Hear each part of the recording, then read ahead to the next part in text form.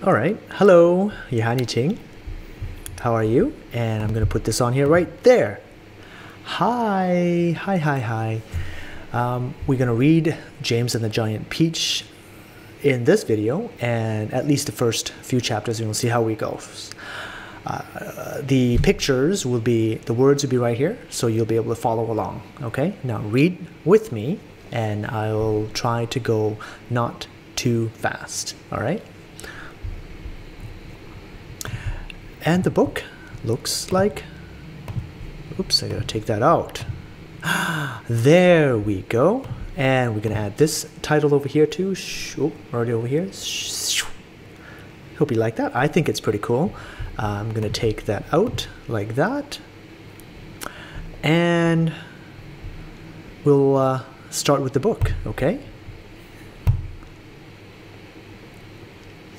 These are the main characters for James and the Giant Peach. I'm going to add a little text over here. Introducing James Henry Trotter, Auntie Spiker and Aunt Sponge, Old Green Grasshopper, Centipede, Miss Spider, Silkworm, Glowworm, Earthworm, and Ladybug. These are just other books by Roald Dahl. And moving on. There you go. James and the Giant Peach by Puffin. 1. Until he was 4 years old, James Henry Trotter had a happy life. He lived peacefully with his mother and father in a beautiful house beside the sea. There were always plenty of other children for him to play with. And there was the sandy beach for him to run about on, and the ocean to paddle in. It was the perfect life for a small boy. Then, one day, James's mother and father went to London to do some shopping. And there a terrible thing happened. Both of them suddenly got eaten up, in full daylight, mind you, and on a crowded street, by an enormous angry rhinoceros, which had escaped from the London Zoo. Now this, as you can well imagine, was a rather nasty experience for two such gentle parents. But in the long run, it was far nastier for James than it was for them. Their troubles were all over in a jiffy. They were dead and gone in 35 seconds flat. Poor James, on the other hand, was still very much alive, and all at once he found himself alone and frightened in a vast, unfriendly world. The lovely house by the seaside had to be sold immediately, and the little boy, carrying nothing but a small suitcase containing a pair of pajamas and a toothbrush, was sent away to live with his two aunts. Their names were Aunt Sponge and Aunt Spiker. And I'm sorry to say that they were both really horrible people. They were selfish and lazy and cruel. And right from the beginning, they started beating poor James for almost no reason at all. They never called him by his real name, but always referred to him as, "You disgusting little beast," or "You filthy nuisance," or "You miserable creature." And they certainly never gave him any toys to play with, or any picture books to look at. His room was as bare as a prison cell. They lived, Aunt Sponge, Aunt Spiker, and now James as well, in a queer, ramshackle house on the top of a high hill in the south of England. The hill was so high that from almost anywhere in the garden, James could look down and see for miles and miles across a marvelous landscape of woods and fields. And on a very clear day, if he looked in the right direction, he could see a tiny gray dot far away on the horizon, which was the house that he used to live in with his beloved mother and father. And just beyond that, he could see the ocean itself. A long, thin streak of blackish blue, like a line of ink, beneath the rim of the sky. But James was never allowed to go down off the top of that hill. Neither Aunt Sponge nor Aunt Spiker could ever be bothered to take him out herself, not even for a small walk or a picnic. And he certainly wasn't permitted to go alone. The nasty little beast will only get into mischief if he goes out of the garden, Aunt Spiker had said. The terrible punishments were promised him, just such as being locked up in the cellar with the rats for a week, if he even so much as dared to climb over the fence. The garden, which covered the whole of the top of the hill, was large and desolate, and the only tree in the entire place, apart from the clump of dirty old laurel bushes at the far end, was an ancient peach tree that never gave any peaches. There was no swing, no seesaw, no sandpit, and no other children were ever invited to come up the hill to play with poor James. There wasn't so much as a dog or cat around to keep him company. And as time went on, he became sadder and sadder, and more lonely. And he used to spend hours every day standing at the bottom of the garden, gazing wistfully at the lovely but forbidden world of woods and fields and ocean that was spread out below him like a magic carpet.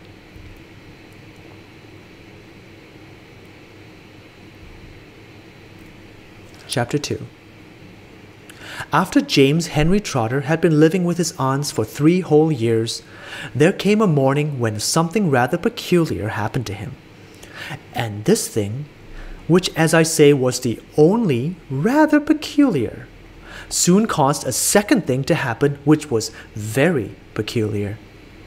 And then the very peculiar thing, in its own turn, caused a really fantastically peculiar thing to occur. It all started on a blazing hot day in the middle of summer. Aunt Sponge, Aunt Spiker, and James were all out in the garden. James had been put to work, as usual. This time he was chopping wood for the kitchen stove. Aunt Sponge and Aunt Spiker were sitting comfortably in deck chairs nearby, sipping tall glasses of fizzy lemonade and watching him to see that he didn't stop work for a moment. Aunt Sponge was enormously fat and very short. She had small piggy eyes and a sunken mouth, and one of those white flabby faces that looked exactly as though it had been boiled. She was like a great, white, soggy, overboiled cabbage. Aunt Spiker, on the other hand, was lean and tall and bony, and she wore steel-rimmed spectacles that fixed onto the end of her nose with a clip.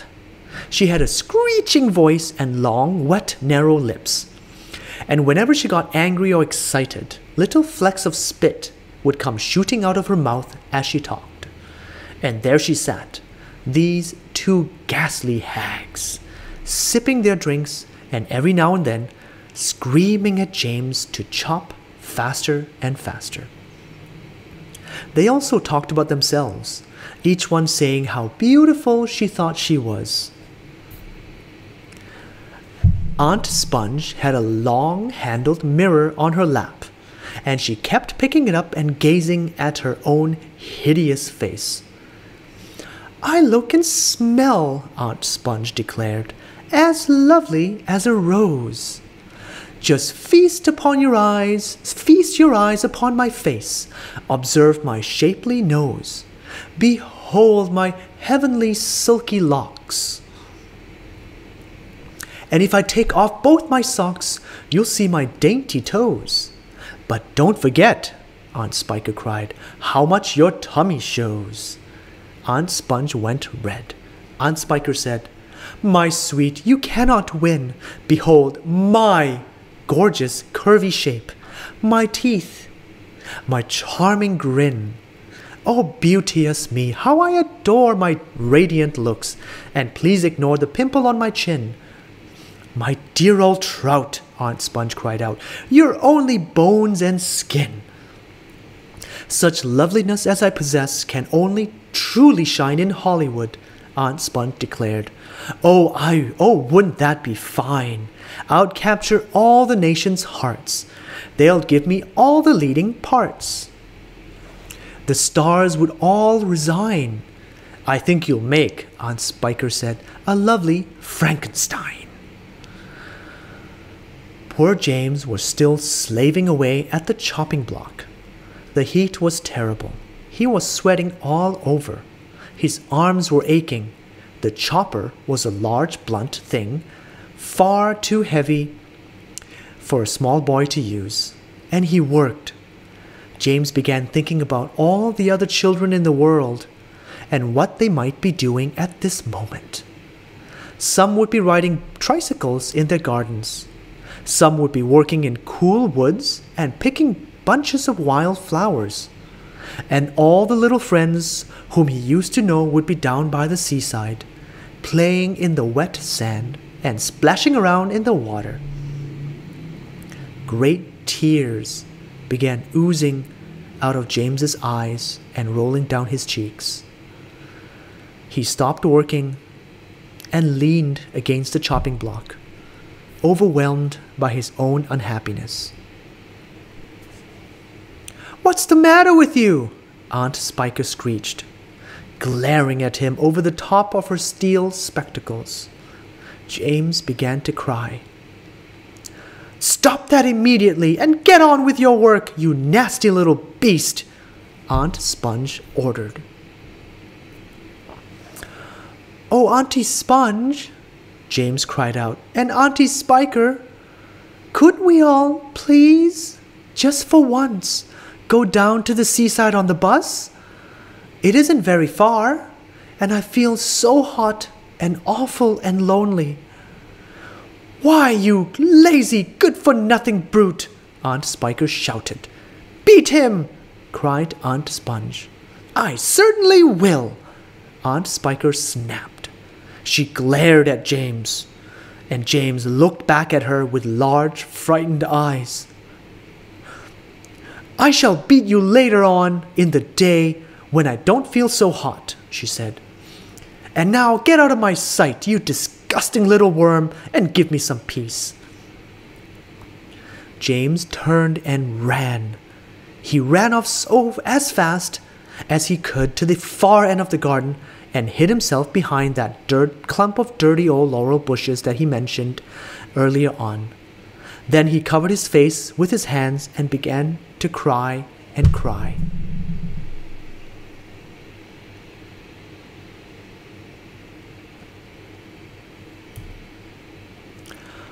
Chapter 3. It was at this point that the first thing of all, the rather peculiar thing that led to so many other much more peculiar things happened to him. For certainly, just behind him, James heard a rustling of leaves, and he turned round and saw an old man in a funny dark green suit emerging from the bushes. He was a very small old man, but he had a huge bald head and a face that was covered all over with bristly black whiskers. He stopped when he was about 3 yards away. He stood there, leaning on his stick and staring hard at James. When he spoke, his voice was very slow and creaky. "Come closer to me, little boy," he said, beckoning to James with a finger. "Come right up close to me, and I will show you something wonderful." James was too frightened to move. The old man hobbled a step or two nearer, and then he put a hand into the pocket of his jacket and took out a small white paper bag. "You see this?" he whispered, waving the bag gently to and fro in front of James's face. "You know what this is, my dear? You know what's inside this little bag?" Then he came nearly still, leaning forward and pushing his face so close to James that James could feel breath blowing on his cheeks. The breath smelled musty and staled and slightly mildewed, like air in an old cellar. "Take a look, my dear," he said, opening the bag and tilting it towards James. Inside it, James could see a mass of tiny green things that looked like tiny stones or crystals, each one about the size of a grain of rice. They were extraordinarily beautiful, and there was a strange brightness about them, a sort of luminous quality that made them glow and sparkle in the most wonderful way. "Listen to them," the old man whispered. "Listen to them move." James started into the bag and sure enough, stared into the bag, and sure enough there was a faint rustling sound coming up from inside it. And then he noticed that all of the thousands of little green things were slowly, very, very slowly, stirring about and moving over each other as though they were alive. "There's more power and magic in those things in there than in all the rest of the world put together," the old man said softly. But, what are they?" James murmured, finding his voice at last. "Where do they come from?" "Aha!" the old man whispered. "You'd never guess that." He was crouching a little now and pushing his face still closer and closer to James until the tip of his long nose was actually touching the skin on James's forehead. Then suddenly he jumped back and began waving his stick madly in the air. "Crocodile tongues!" he cried. 1,000 long, slimy crocodile tongues boiled up in the skull of a dead witch for 20 days and nights, with the eyeballs of a lizard, at the fingers of a young monkey, the gizzard of a pig, and the beak of a green parrot, the juice of a porcupine, and 3 spoonfuls of sugar. Stew for another week, and then let the moon do the rest. All at once, he pushed the white paper bag into James's hands and said, "Here, you take it. It's yours." Chapter 4. James Henry Trotter stood there clutching the bag and staring at the old man. "And now," the old man said, "all you've got to do is this.